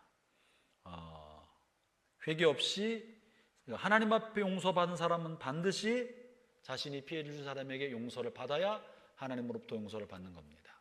피해를 본 사람이 용서해 주지 않으면 하나님도 그 사람의 죄를 용서해 주지 않으실지도 모릅니다. 먼저 용서를 받아. 그래야 사람의 용서를 받아야 하나님의 용서도 온전히 이루어집니다. 진정한 용서와 화해는 사과를 통해서만 가능합니다. 용서에서 주의할 점, 피해자의 의무만을 강조하면 안 된다는 겁니다. 하나님이 인간을 어떻게 용서하실까요? 제멋대로 죄를 짓고 무조건 마음대로 죄 지고 하나님의 무조건 용서를 빌기만 하면 됩니까? 그렇지 않는다는 거예요. 마음대로 죄를 지면 죄를 진 사람들에게 용서를 구하고 빚을 갚아야 탕감이 되는 겁니다. 우리는 하나님이 인간을 용서하는 방식으로 용서해야 합니다. 회개와 사과를 전제로 하는 거예요. 성경 어디에도 회개하지 않은 인간을 하나님 용서하신다는 언급이 없습니다. 계속해서 죄진 자를 무조건 용서하는 것은 하나님도 하시지 않는 일이라는 사실을 상기해 볼 필요가 있습니다. 용서하는 자의 의무 이전에 용서받아야 될 사람의 의무와 책임이 큽니다. 세 가지를 실어두었는데요. 첫째는요, 진심 어린 사과. 용서받을 사람이 해야 할 책무와 의무의 가장 큰 거는 진심 어린 사과입니다. 사과는 성숙한 사람만 할 줄 아는 겁니다. 사과는 저절로 습관되지 않습니다. 몸에 애써서 익혀야 할 거룩한 습관이 잘못을 깨닫고 잘못을 깨닫는 순간 자존심을 무너뜨리면서 사과하는 거예요. 이 사과는 성숙한 사람의 거룩한 습관입니다. 그래서 우리가 천국방언 우리가 미안합니다, 사랑합니다, 반갑습니다 연습하는 거, 미안하다는 말을 미안할 때마다 할 줄 아는 거 성숙하고 거룩한 습관입니다. 아울러 사과는 사과로 끝내야지 내가 미안하지만 당신도 그랬잖아 이러면 안 된다는 거예요. 미안합니다로 끝내야지 미안합니다만 이러면 안 된다는 거예요. 만 넣지 말고 미안합니다 끝. 그렇지만 만자 나오려면 입을 딱 꾸며버려야 돼. 그러지 말아야지. 변명이 들어가면 사과의 진정성이 없어집니다. 사과는 사과로만 끝나야 한다는 거. 여러분 부부 사이에도 꼭 사과하지만 그렇지만 당신도 라고 할 때 입을 그냥 다물고 입을 때려서라도 그 다음 말을 하지 않도록 하기 바랍니다. 그 다음 말을 붙이는 순간 사과는 또 다른 전쟁으로 번지기 때문에 또 회복이 안 되는 일들은 미안하다고 했으면서 그 다음 말을 꼭 붙여서 당신도 어쩌고 저쩌고. 나의 사과로 끝나야지 너도 사과라고 강요하면 안 됩니다. 사과의 진정성은 자신의 사과로 끝나는 겁니다. 아울러 사과는 상대방의 아픔을 주었다고 공감하는 일에 초점을 맞춰야 합니다. 내 아픔만이 아니라 내가 상대방의 아픔을 주었다는 것을 의식할 때 사과가 진정성이 생깁니다. 그리고 상대방이 마음의 상처로부터 벗어나도록 도와주는 거지. 내가 미안하다고 말했잖아. 미안하다고 했지. 했으면 됐잖아. 왜 자꾸만 그래? 이러면 안 된다는 거예요. 마음을 풀어주도록 해야지. 말로 해서 미안하다는 게 된 게 아니라 미안함은 상대로부터 용서받을 때 용서받는 거지 미안하다고 말했다고 용서가 다 끝나는 건 아니다. 마음을 풀어줘야 한다는 거. 때로는 사과보다는 말보다는 글로 표현하는 것이 효과적일 수 있습니다. 두 번째, 용서받는 사람의 두 번째 의무는요, 동일한 죄를 다시 짓지 않는 겁니다. 가나안 여인의 죄를 용서해 준 주님께서 그 여인에게 하신 말씀이 있습니다. 여인이 대답했습니다. 주님 아무도 없습니다. 그러자 주님께서 나도 너를 정죄하지 않는다. 가거라. 그리고 다시는 죄를 짓지 말라고 말씀하셨습니다. 사과는 동일한 잘못을 짓지 않겠다는 결심과 결단을 포함해야 사과가 진정성 있는 사과가 됩니다. 반복하면 그 사람의 말에 무슨 진정성이 있겠습니까? 다시 짓지 않는 것. 이것이 용서받으려고 하는 사람이 가져야 할 두 번째 중요한 의무고 책무입니다. 마음에 그런 염두를 두어야 합니다. 진심 어린 뉘우침이라면 실수를 반복하지 않으려는 의지적 결단과 구체적인 계획이 필요합니다. 어떤 나쁜 습관에 중독된 것보다 더 나쁜 것은 자신의 잘못을 인정하지 않고 거듭거듭 습관적으로 반복하는 것입니다. 용서해 주려는 사람이 보고 싶은 거는요, 애쓰는 모습인 거예요. 저 사람이 습관이 잘못하고 반복한다는 거 알지만 그래도 진심 어린 마음을 가지고 있다면 애쓰는 모습을 보고 싶은 건데, 애쓸 생각도 하지 않고 그냥 입으로만 하면 진정성이 없어서 온전한 사과가 되지 않는 것입니다. 세 번째 의무는요, 보상입니다. 여기다 동그라미 쳐놓으세요. 두 번째까지 많이 생각하는데 세 번째는 잘 생각하지 못하는 경우가 있습니다. 잘못의 의미가 빚이 의미가 있다고 들었어요. 말씀드렸어요. 배상의 의미가 들어있는 거예요. 그러니까 타인에게 한 잘못은 빚인 거예요. 빚. 라이트의 빚이 아니라 뎁, 빚이라고요. 이 빚은 갚아줘야 하는 거예요. 그 사람의 마음에 뭔가 보상해서 상처받은 손상본 무언가를 채워주도록 하는 거예요. 돈만 말하는 것이 아니라 무언가 상처로 인해 생긴 그 빈 것을 채워주는 그런 것까지 해야 사과하고 용서가 이루어지지. 말로만 미안하다고 했잖아, 미안하다고 했잖아, 100번 해줄까, 미안해 이렇게 해서는 안 된다. 뭐가 필요한지를 알고 원하는 걸 채워줘야 합니다. 손해배상과 같은 겁니다.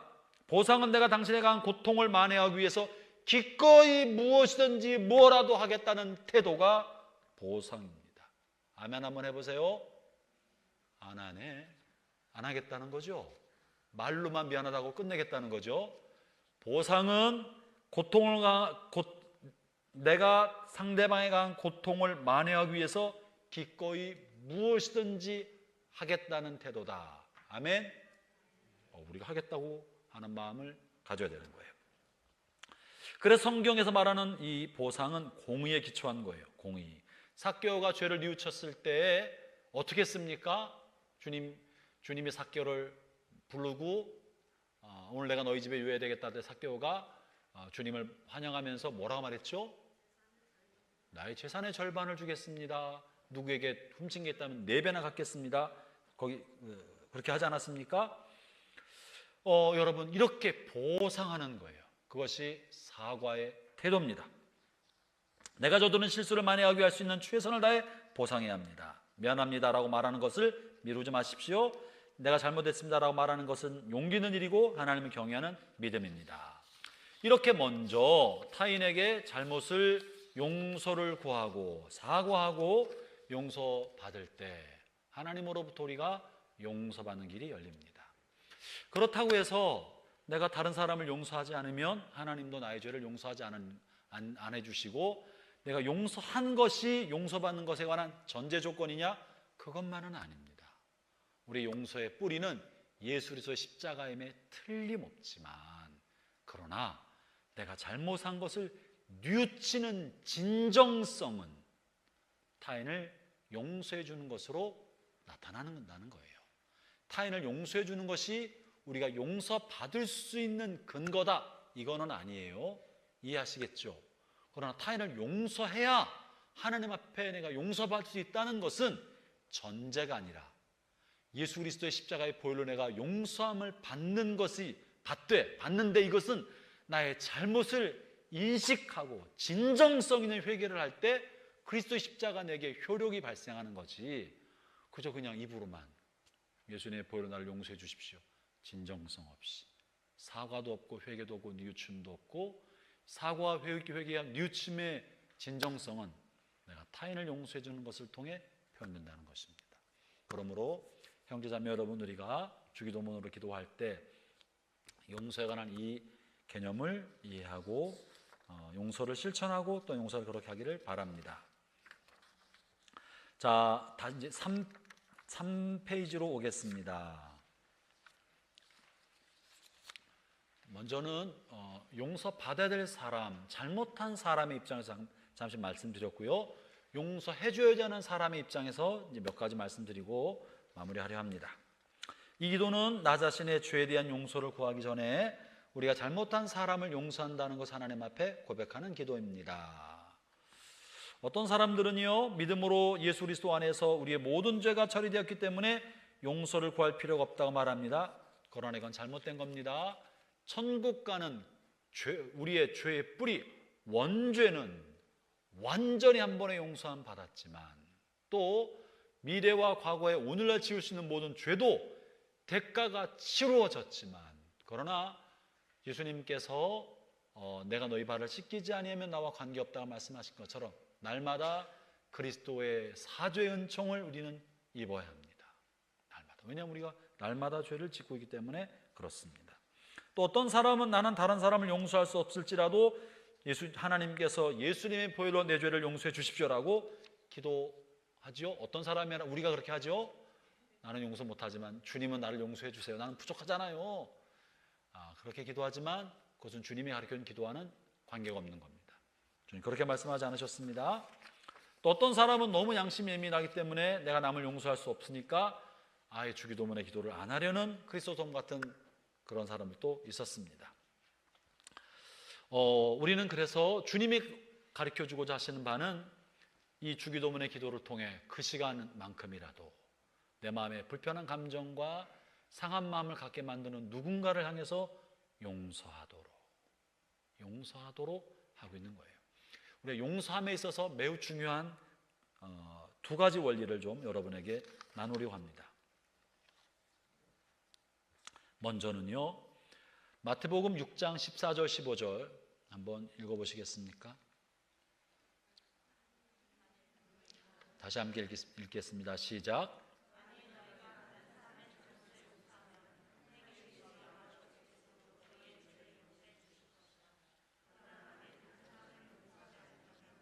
너희 아버지께서도 너희의 잘못을 용서하지 않을 것이다. 너희가 만일 다른 사람을 용서하지 않으면 하나님도 너희 잘못을 용서하지 않을 것이다. 이 말씀 마음에 새기시기 바랍니다. 하나님은 용서하는 사람을 기뻐하시고 그 사람을 가까이 하시고 그 사람을 용서하신다. 그러니까 용서하는 사람, 용서하는 줄 아는 사람이 그리스도인의 특징입니다. 그리스도인다운 특징은 용서하는 마음, 용서하는 사람이 되는 것입니다. 에베소 4장 32절부터 5장 1절에서도요 그런 표현의 말씀이 있는데요, 같이 한번 읽어보죠. 시작. 친절히 대하고 사랑과 온유함으로 하나님이 그리스도 안에서 여러분을 용서하신 것 같이 서로 용서하십시오. 여러분은 하나님이 사랑하시는 자녀들입니다. 그러므로 하나님을 닮으려고 노력하십시오. 하나님을 닮는 거 용서해 주는 것입니다. 그러면 이제 핵심적인 두 가지를 말씀드리려 하는데요, 용서에서 꼭 기억해야 할 핵심적인 두 가지. 첫째는요, 마태복음 18장에 있습니다. 마태복음 18장 21절 22절을 큰 소리로 한번 읽어보겠습니다. 시작.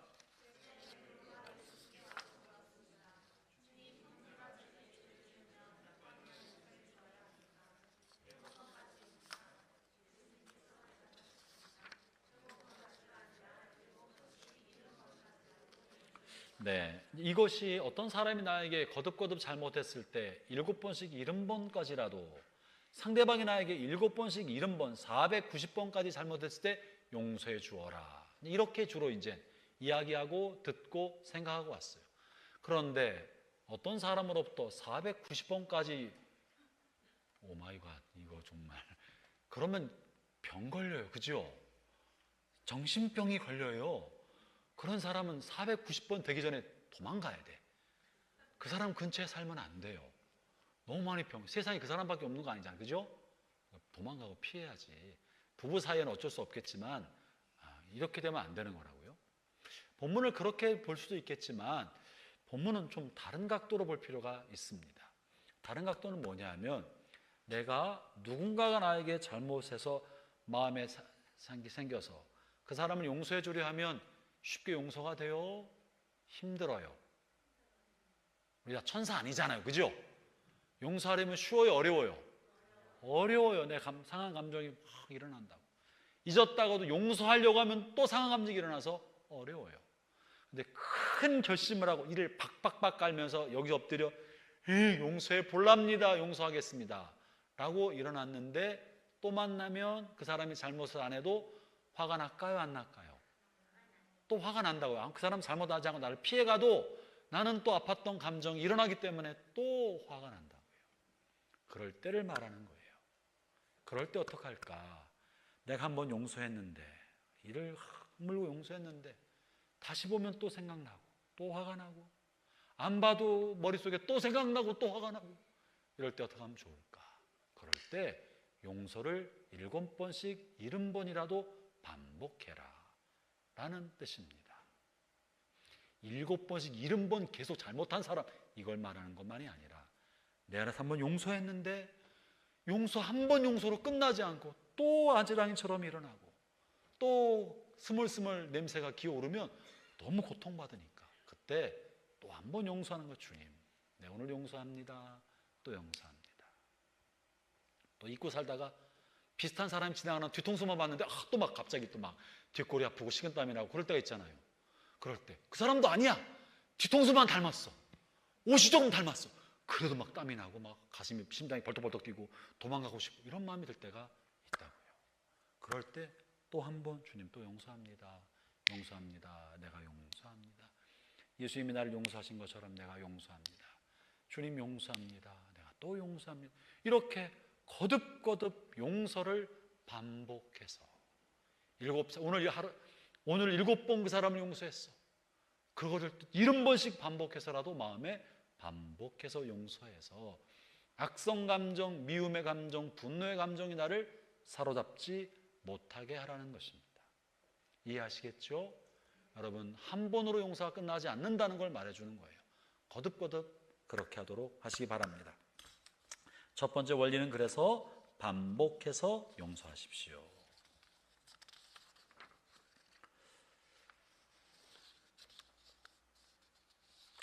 그 다음에 용서의 기초는 뭘까? 이거는 1만 달란트 빚진 사람을 통해 주님께서 말씀하신 바가 있습니다. 마태복음 18장 32절 33절의 말씀인데요, 같이 한번 읽어볼까요? 시작.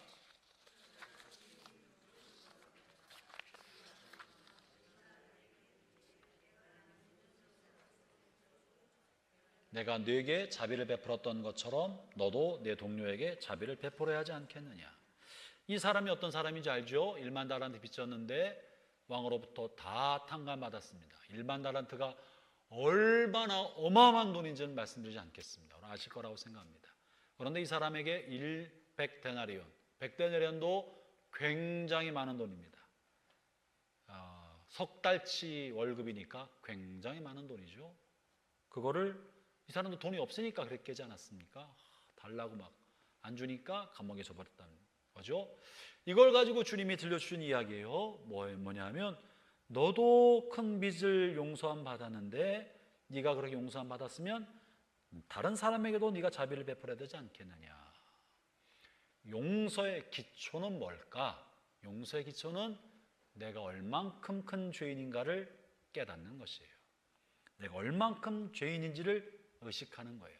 다시 말하면 내가 얼마나 큰 죄를 용서함 받은 사람인 줄을 의식하는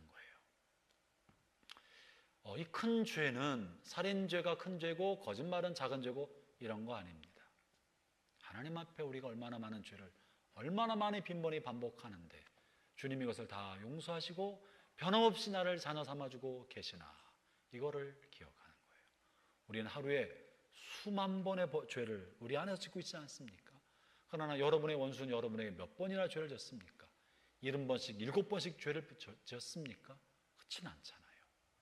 내가 받은 용서함이 이렇게 많다면 다른 사람을 향해서도 우리가 용서해 줘야 되지 않겠느냐 하는 이야기를 하고 있습니다. 그래서 반복해서 용서하려 할 때 내가 얼마나 많이 용서함 받은 사람인지를 떠올리고 생각하고 그것을 용서의 기초로 삼는 것입니다. 용서의 태도는요, 마음으로 용서하는 거예요. 마태복음 18장 35절을 읽어보겠습니다. 시작. 너희가 형제를 마음으로부터 용서하지 않는다면 하늘에 계신 내 아버지께서도 너희에게 이같이 하실 것이다. 마음으로부터, 마음에서, 입으로만 하지 않고 마음에서. 여러분, 용서는요 상대방을 위한 것이 아니라 사실은 나를 위한 것입니다. 내가 용서하지 않으면 1만 달란트에 비유해서 말한 것처럼 감옥에 넣는다고 했어요. 이 감옥은 우리 마음의 감옥입니다. 마음의 지옥 같은 마음의 감옥에 갇혀서 미움과 분노로 내가 감옥살이하고 지옥 같은 삶을 살게 됩니다. 그렇기 때문에 용서하라고 하는 것은 우리 자신을 위해서 그러는 것이에요. 여러분에게 용서하는 일이 쉬워졌으면 좋겠습니다. 또 용서받을 때 용서를 구하는 것도 쉬운 일이 되었으면 좋겠습니다. 그래서 주기도문을 할 때 언제든지 간에 불편함 없이 기도를 드리고, 또 주기도문을 기도하려 할 때마다 내가 용서하지 않고 마음에 미움의 묶음을 묶고 있는 사람이 누가 있나, 용서하지 않고 얼굴빛을 피하고 다니는 사람은 누가 있나, 내가 피하고 다니는 자신을 돌아보면서 하나님 앞에 자신을 드리는 그런 훈련을 해나가시기를 바랍니다.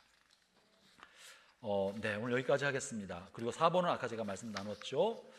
이제 함께 우리가 기도하려 하는데요, 주기도문으로 기도할 때 내가 먼저 용서해줘야 될 사람 누구인가 자신을 돌아보면서 한번 기도합시다. 그 용서해줘야 될 사람, 용서의 기초는 주님으로부터 받은 용서입니다. 나의 죄를 먼저 의식하는 겁니다. 내가 얼마나 큰 죄인인지, 내가 하나님 앞에 얼마나 부끄러운 죄를 많이 지은 사람인지, 자신의 죄에 대한 각성이 크면 클수록 타인의 잘못을 용서할 수 있는 마음의 힘도 커집니다. 자신을 돌아보고 하나님의 은혜를 구하고 내가 다른 사람을, 내 마음을 불편하게 한 사람을 용서하겠습니다. 주님이 나를 용서해 주신 것처럼 용서하겠습니다. 각자 이것을 위해서 한번 기도하는 시간 갖도록 하겠습니다.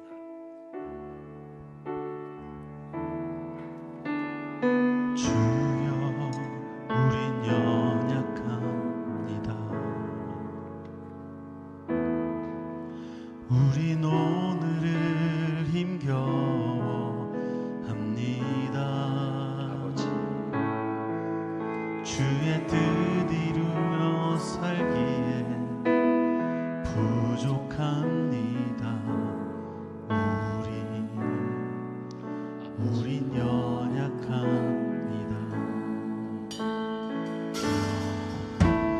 주여, 우린 넘어집니다.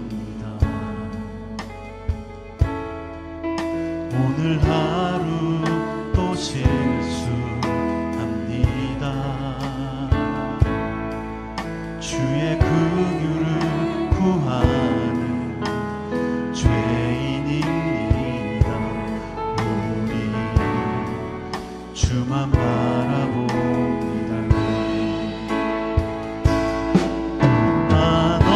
한없는 주님의 은혜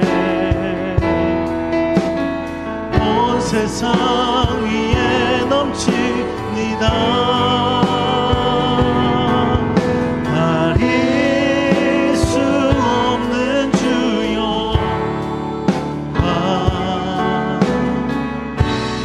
온 땅 위에 충만합니다.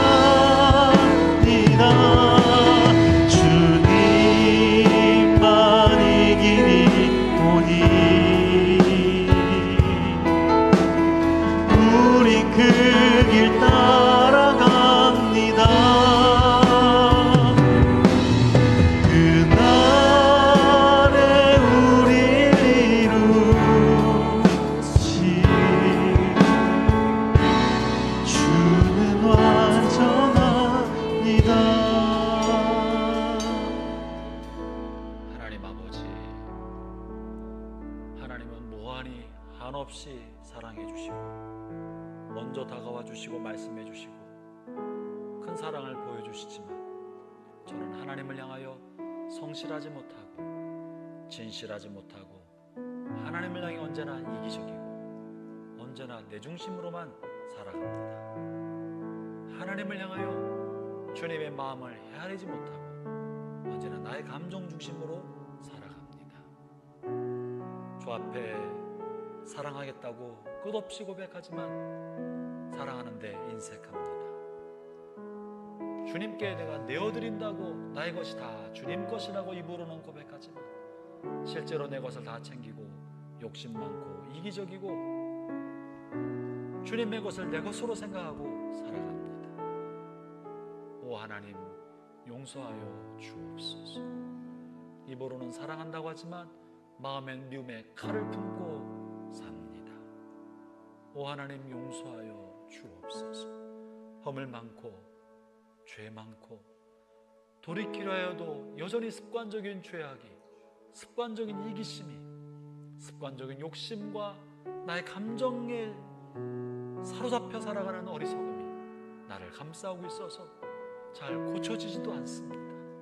주님, 용서해 주십시오. 하나님, 내가 이렇게 죄가 많고 어리석고 큰 죄인인데 누구를 향해 무엇을 고쳐주려 하겠습니까? 누가 무엇을 잘못했다고 지적할 수나 있겠습니까? 나도 못하는 것을 다른 사람에게 어떻게 요구합니까? 하나님, 용서해 주옵소서. 마치 나는 안 그런 것처럼 다른 사람의 잘못을 지적하는데 너무나 빠르고 다른 사람의 잘못을 고발하는데 너무나 민감하고 나를 불편하고 나에게 고통을 준 사람에게 잘못했다고 큰 소리를 말하는 게 너무 익숙합니다. 주님, 용서해 주십시오. 오 하나님, 저를 불쌍히 여겨주시고 그리스도의 보혈로 깨끗게 하여 주셔서 주님으로부터 얼마나 큰 죄를 용서받은 사람인지 알게 하소서. 저로 하여금 내게 100데나리온 빚진 사람을 능히 이해하고 공감하고 용서해 줄 수 있는 마음을 갖게 주옵소서. 예수님 이름으로 기도합니다. 아멘. 형제자매 여러분, 이제 한 번 더 기도할 때 여러분의 마음을 불편하게 한 사람 있습니까? 마음의 고통과 아픔을 준 사람 있습니까? 마음에 박힌 가시를 빼내려고 하는데 잘 빼지지가 않고 여러분의 마음을 한없이 찌르기만 하는 사람이 있습니까? 아니야, 나는 괜찮아. 나를 괜찮다고 말하지만 돌이켜 생각해보면 너무 마음이 아파서 얼굴을 보기 어려운 사람이 있습니까? 주님이 나를 어떻게 사랑하셨는지를 생각하며 이 밤에 용서한다고, 괜찮다고 용서한다고 반복해서 고백하고 결단하는 기도를 드립시다. 아직 그가 용서를 구하지 않았어도, 혹은 너무 멀리 있어도, 혹은 다시는 만날 수 없는 사람이 되었어도 내가 먼저 이제 용서하겠습니다. 내가 마음의 미움의 감옥, 용서지 못한 감옥에서 해방되도록 내가 먼저 용서하겠습니다. 시간 용서하는 기도를 드리도록 하겠습니다. 하나님 아버지,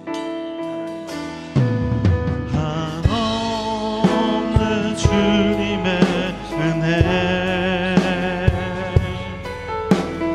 온 세상 위에 넘칩니다. 가릴 수 없는 주여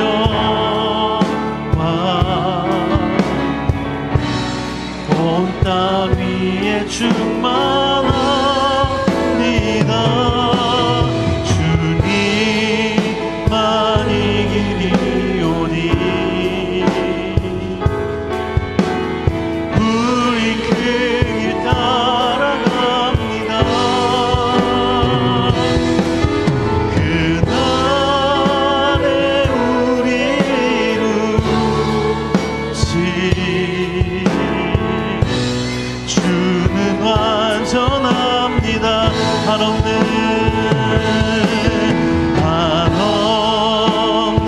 주님의 은혜 온 세상 위에 넘칩니다. 가릴 수 없는 주여 온 땅 위에 충만합니다. 주님만이 이리오니 우린 그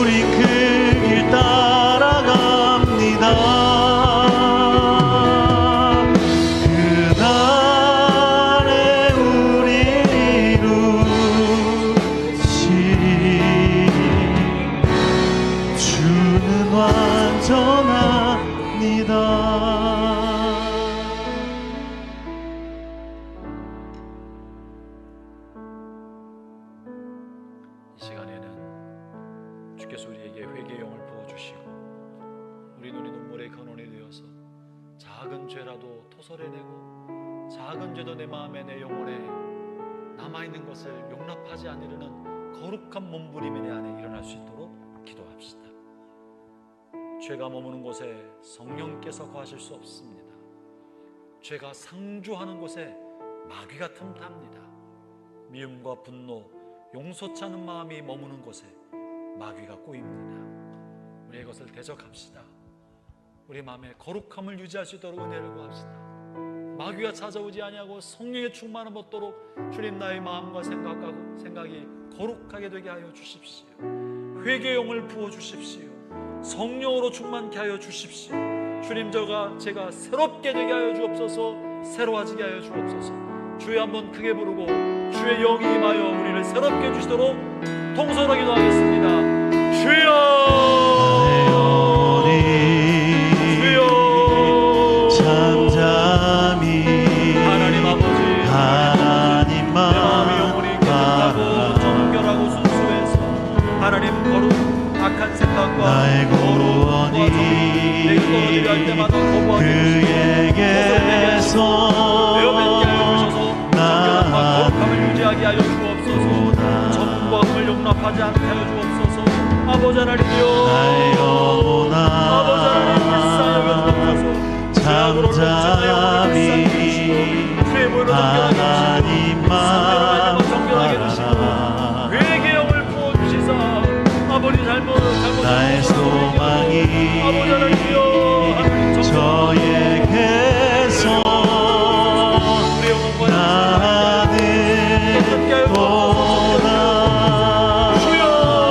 오직 주만이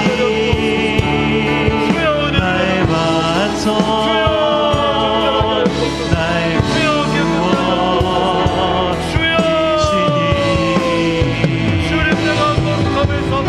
주만이 나의 산소 내가 요동치 아니 오직 주만이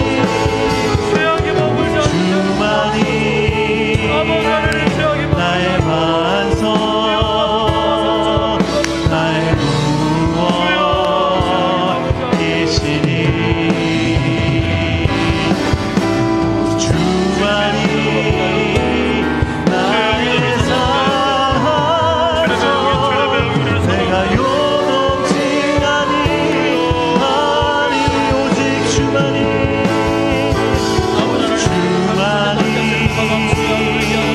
나의 반석 나의 구원이시니 주만이 나의 산소 내가 요동치 아니 내가 요동치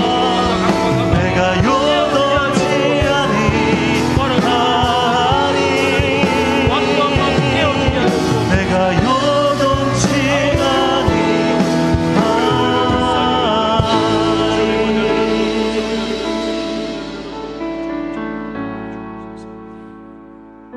형제자매는 다 한번 일어서시겠습니까? 다시 한번 기도할 때 주의 성령에 충만케 되어서 성령님과 동행하고 성령에 충만하여서 성령님의 감정, 성령님의 마음, 우리의 마음을 덮게 하여 주셔서 우리가 악한 생각과 죄악의 생각을 마음에 품으려 할 때마다 성령이 거부하고 성령이 튕겨내고 악한 말을 입에 튀어낼 때 내려 할 때마다 성령이 깜짝 놀라서 나를 사로잡고 막을 수 있도록 내 발과 나의 손이 잘못된 길을 가려할 때마다 내 안에 가득한 성령이 나를 막고 가로막고 내 마음을 요동쳐서 나로 하여금 잘못된 것을 선택하지 않도록 저를 주관해 주시기를 주여 내게 성령으로 충만케 하여 주십시오. 성령에 사로잡히게 하여 주십시오. 나의 마음과 생각이 악한 길을 걷지 않도록 성령에 사로잡히게 하여 주십시오. 나의 감정이 악성 감정에 사로잡히지 않도록 성령으로 충만케 하여 주십시오. 나의 입술이 더러운 말을 일절에 맺지 아니하도록 내 입술을 주장해 주십시오.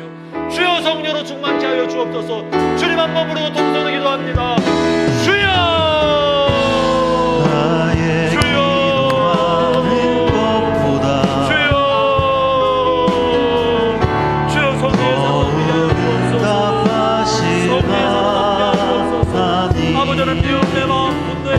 악성 감정에 사로잡히지 아니하도록 성령으로 충만케 하여 주옵소서. 주의 영을 부어주옵소서. 주님의 마음을 품게 하여 주옵소서. 주님의 마음을 품게 하여 주옵소서. 연민과 공감과 사비와 사랑이 가득한 주님의 마음을 품게 하여 주시옵소서. 주님의 생각이 나의 생각이 되게 하여 주옵소서. 나의 생각에 거룩한 생각, 의의 생각, 정의의 생각, 하나님의 기본의 말씀의 생각이 가득 차게 하여 주옵소서. 나의 생각이 주 앞에 머물게 하여 주옵소서. 나의 손과 발이 주의 뜻과 주의 행하심을 나가게 하여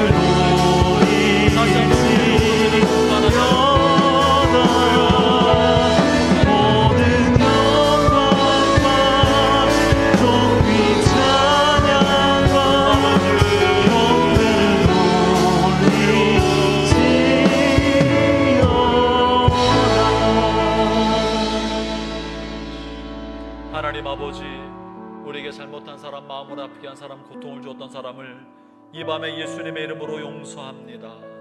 그들의 마음을 풀어줍니다. 나로 인해 마음에 묶임이 되지 않도록, 나로 인해 마음이 불편하지 않도록 그들을 풀어줍니다. 용서합니다. 자유케 합니다. 하나님, 나보다 더 잘 되게 하여 주십시오. 형통하게 되게 하여 주십시오. 성령 충만하게 하여 주십시오. 하나님, 은혜 안에 머물며 살게 하여 주십시오. 하나님, 그 사람을 축복해 주시옵소서. 하나님이여, 주의 이름으로 축복합니다. 용서합니다. 이제 하나님이여, 저희 허물과 죄악도 용서해 주시고, 이제 성령 안에서 다시 한번 저희를 성령으로 충만케 하여 주옵소서. 정결함을 얻게 하여 주옵소서. 죄사함 받은 확신 가운데 거하게 하여 주옵소서. 아버지, 하나님, 깨끗게 된 확신 가운데 거하게 하여 주옵소서. 거룩함의 확신 가운데 살 수 있게 하여 주시옵소서. 성령으로 충만케 되고, 마음과 생각과 손과 발이, 입술이 성령으로 충만케 되어 깨끗함을 얻게 하여 주시옵소서. 주님 감사합니다. 주님 감사합니다. 주님 의지합니다. 주께서 가르쳐 주신 기도대로 우리가 먼저 다른 사람을 용서하고, 주님으로부터 받은 큰 용서에 기초하여 다른 사람을 용서하고, 오늘 내가 지은 크고 작은 많은 죄들을 하나님 앞에 용서함 받기를 원하오니 주여, 저희를 정결케 해 주옵소서. 예수님 이름으로 기도합니다. 아멘. 이제 끝으로 각자 하나님 앞에 감사의 기도를 드립시다. 지나온 한 주간, 어제 오늘 일을 생각하면서 하나님의 은혜에 감사합시다.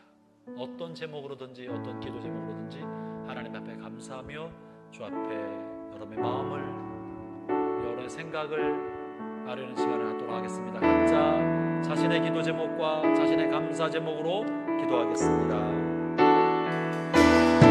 나의 반석이신 하나님, 행하신 모든 것 완전하시니 나의 생명 되신 하나님, 내게 행하신 일 찬양합니다.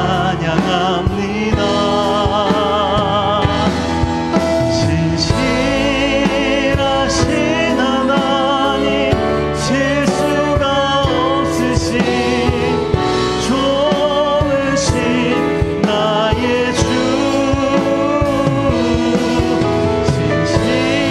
진실하신 하나님, 실수가 없으신 좋으신 나의 주, 나의 반석이신, 나의 반석이신 하나님, 내게 모든 것 완전하시니 나의 생명 되신 하나님, 내게 행하신 일 찬양합니다.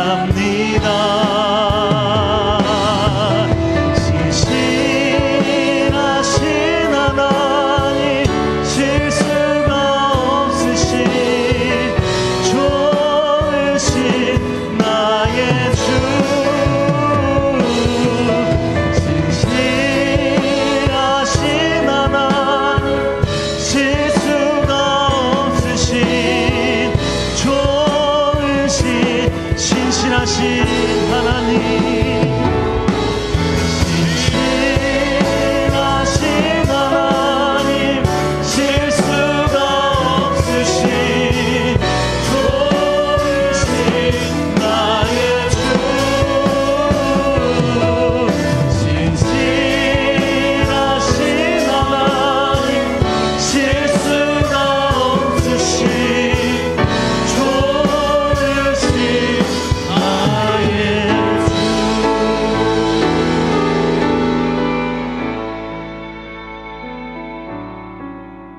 우리 같이 한번 다시 이 찬양으로 하나님 앞에 영광을 돌릴까요? 나의 반석이신 하나님, 행하신 모든 것 완전하신 나의 생명 되신 하나님, 나의 생명 되신, 내게 행하신 일 찬양합니다. 행하신 일 찬양합니다. 신실하신 하나님, 신실하신 하나님, 실수가 없으신 좋으신 나의 주,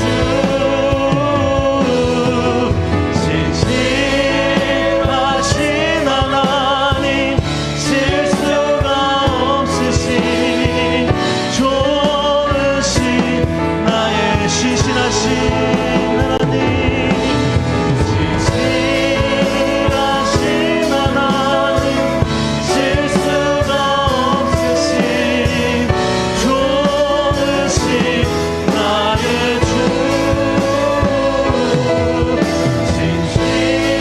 진실하신 하나님, 실수가 없으신 좋으신 나의 주.